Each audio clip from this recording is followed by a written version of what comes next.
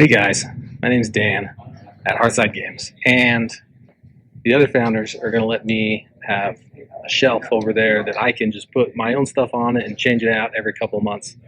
And I love RPGs, so Dan's Picks is starting out with RPGs, and I want to show you some of the cool stuff. This isn't going to be like an in-depth review of all this stuff, just like my thoughts on why it's included, a little bit about what I'm looking forward to in this. Of course, you've got Dungeons and Dragons. 5th edition is the most approachable edition that there's been. Wizards of the Coast and Hasbro are being jerks, and their licensing is really horrible, and we all want to hate them. But this 2024 starter set shows that there's somebody over there who still cares about the game, because it's the best starter set that they've ever done. So if you don't mind giving money to Hasbro, this is a really great starter set. Unlike the other starter sets, it's got tons of maps and letters and menus and tokens, and the character sheets are a little bit more board game-like. So you can play up through, I believe, level 3 and actually not write on the character sheet. And so it's really reusable. It's got a little bit more of a board game aesthetic. So for everybody who's been seeing Critical Role or Dimension 20 or watching Stranger Things and they actually want to try Dungeons and Dragons, we got the starter set. Now, if you're looking for something a little bit more complex, Pathfinder has always been wicked awesome, and they have always been really, really, really stellar with their starter sets.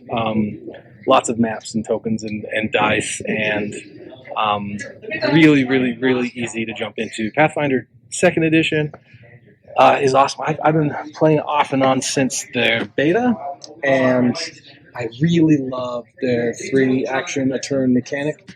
Unlike D&D, where you've got actions and interactions and bonus actions and free actions and reactions, Pathfinder just really simplifies a lot. You have 3 actions, and spells can scale based on how many of those 3 actions you use, dump into the spell.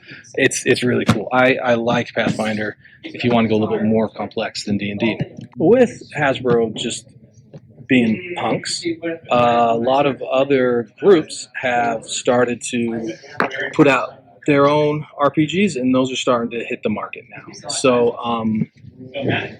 Draw Still by MCDM. I had some books, but I put them on the shelf the other day and they started to sell, so I don't have a lot left. But Draw Still is a really cool thematic, cinematic RPG. It's very narrative, very cinematic, but it still has that crunch in it. If you're listening to this and you're trying to GM and you haven't been watching Matt Colville's videos, go to his YouTube right now. Stop this, go to his, and watch all of his how to be a GM videos. They're amazing. Also, we've got Daggerheart comes out of Critical Role, Matt Mercer and friends. If you've ever felt that the D12 has been wildly underused because you never played a barbarian in D&D, Daggerheart's for you. It uses a lot of D12s. Very narratively interesting, but also very cinematic and lots of options for character creations. And if you enjoyed the worlds of Critical Role, then this will feel very right at home for you. So we have a bunch of these starter sets. Cosmere.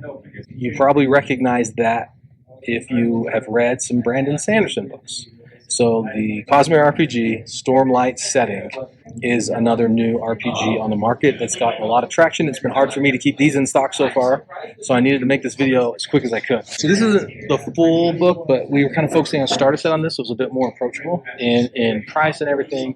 But if you're a fan of Cosmere or any Brandon Sanderson stuff, you're going to want to pick this up and try it. I got a chance to look through the starter set last night. It looks really, really, really great. I haven't jumped into the Cosmere universe as much as maybe I want to, and so I'm excited to not only do some reading, but also try this game out. Those are big boxes, systems. Let's go small for a minute. Maze Rats. Basically anything Ben Milton is awesome, right? Maze Rats is the RPG that I have all the time in my backpack, wherever I go. I always have a copy of Maze Rats. Whether it's just exploring stuff with the random tables and making silly characters, or straight up playing an RPG. Really, really easy to make interesting characters with just a random roll of a couple of D6. You just need a couple of D6 and this booklet, and you can have adventures for days. And it's a little bit more of the OSR kind of old school gritty style. And even if you don't play the system, it's just full of tables that are just awesome. You can use it in conjunction with any other RPG that you're playing. My favorite thing about Maze Rats is the way that spells work. You roll a random descriptor at the beginning of an adventuring day. Let me open up to my spells. And there's no rules on what that spell does, what that descriptor does. It's up to you and the GM to figure it out. So here's the page for magic, and you roll and you might get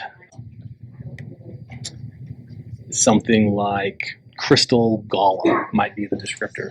And then it's up to you and the DM, the GM, to figure out what that means in the moment that you want to use it. And maybe you're in the middle of a fight and you need something offensively, and you and the GM agree that you can spawn a crystal golem with that spell and it comes and fights for you. Or maybe you're in a situation where you need something defensive and protecting an NPC or something like that. You can spin it to mean that, and as long as you and the GM are on board, it works. It's great. And what I really like about the theme of that is you see players twisting the meaning of words to be what they need in the moment. And that feels like magic to me, like twisting the rules of reality or the laws of physics, or twisting the magic within the weave to be what you need it to be in that moment. That feels very wizardly, very magic to me. And so you actually see that in the game, twisting the meaning of these words. Maze Rats is awesome. You just grab that and throw it in your backpack. It'll be fun. Ben Milton also, he did Maze Rats, also did Knave, 2nd edition. And it's similar in that there's a lot of tables and a lot of tools and very quick character creation and things like this. But this is a little bit closer to D&D. Maze Rat's got like 3 stats, and Knave has all 6, your standard 6, strength, dex, con, int, whiz, charisma. And it rolls a d20 while this is 2d6. So both really awesome, lots of randomness, lots of tables, light systems, but if you want something that just feels a little bit more D&D, Knave 2nd edition is awesome.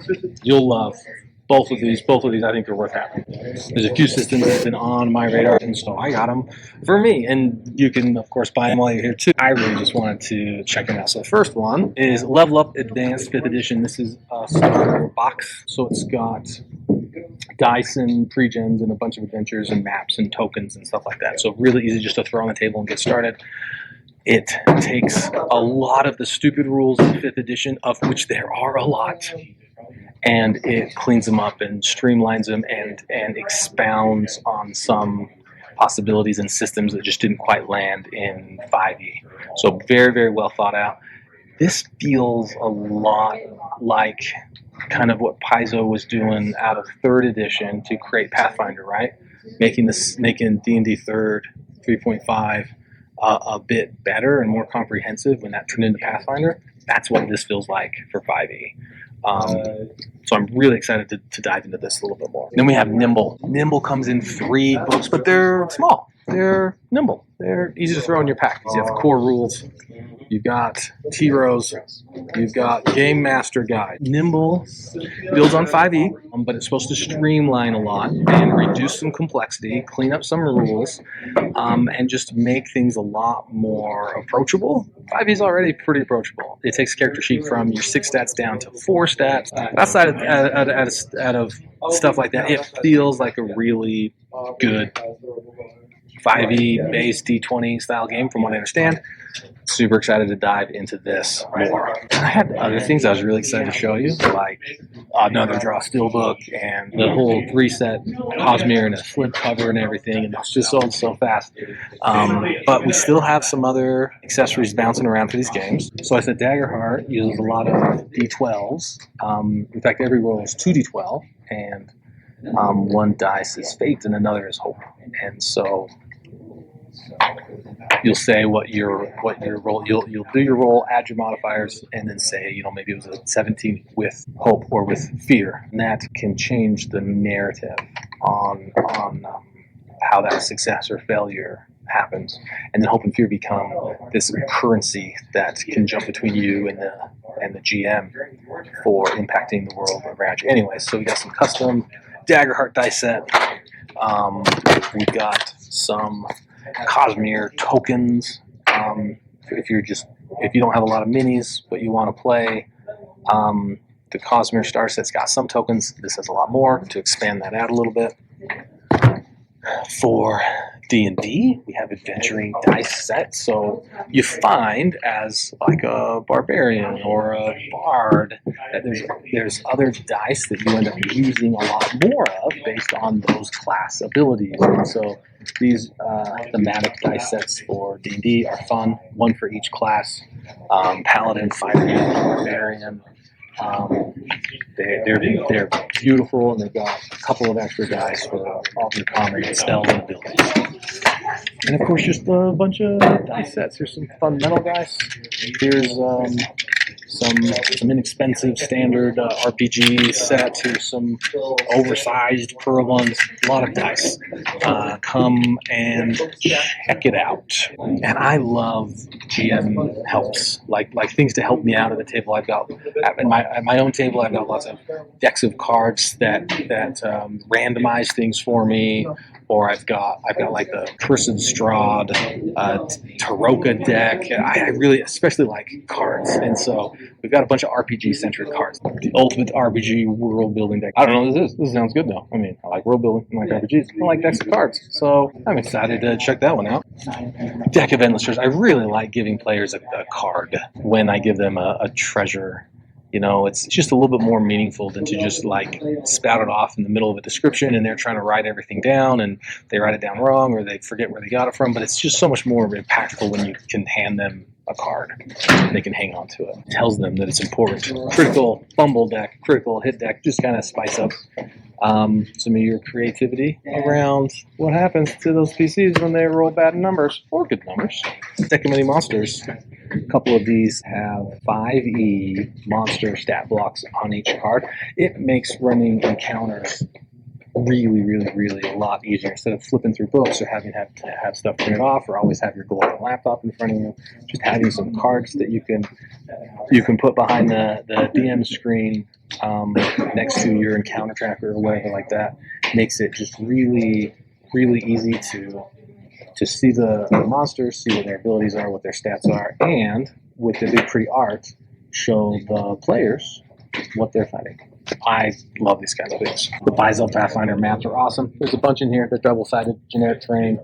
You use whiteboard markers on them. These are just kind of like part and parcel for a standard GM kit are the Pathfinder mats. So gotta have those. We've got a lot of paints in here. We've got Warhammer stuff, so we've got a lot of Citadel paints, but also Army Painter, Speed Paint version 2.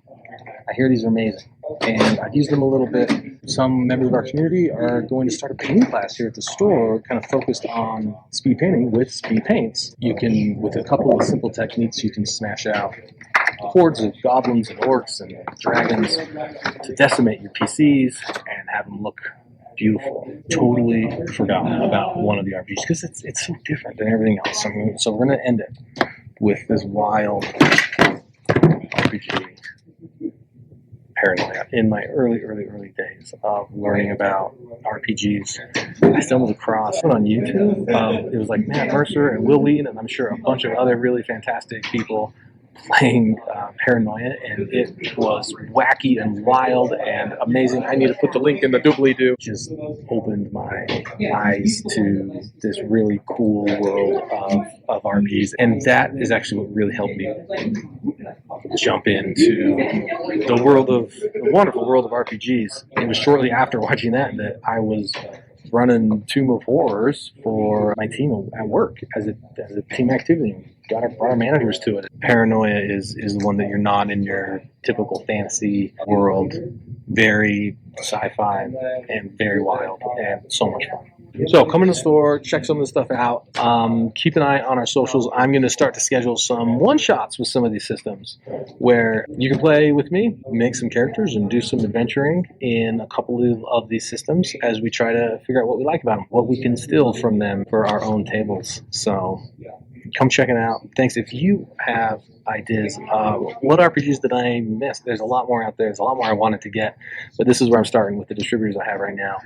What RPGs do you want to see in the store? What RPGs would you like to learn and maybe play a one-shot of? What other GM aids or player aids do you like to have at your table? You often see dice rolling boxes or dice towers and things like that. And we're going to be getting some of that kind of stuff in the store as well. Don't worry though, we got some freebies for you as well. There are a handful of really great one-page RPGs that are awesome for one-shots or little mini adventures, especially if your entire gaming group didn't quite show up and you just want to maybe do something a little different. They're all free or pay what you want. That I happen to print off the printer and they'll just be around the store and you can take one home if you want. I'm not selling them, just give them away. Quick Quest, you can make a 5e type character in just less than a minute with Quick Quest. My daughter and her friends, they all watched Stranger Things and wanted to try D&D, and 5e can be a bit heavy for a bunch of 8th graders to just jump into on their own. She actually made Quick Quest characters with them, ran through a Ben Milton Summer Fun Adventure, and just told them all it was D&D, and they're all having the time of their life. Quick Quest, it's fun. What is it, Honey Heist? You play as Bears trying to break into Honeycomb. Everyone is John. You got all these different players inside John's head trying to get him to do what you want to do. Roll for Shoes is the easiest RPG. This is the RPG. This is character sheet. This is the RPG. It's so easy. I play Roll for Shoes with my little girls. It's so easy. Lasers and film. Classic. Just come and try these out. Just take them home or try them here. Doesn't matter. Sexy Battle Wizards. Cat Power. You play as a cat. Oh man, my little girls love this one. This one's great.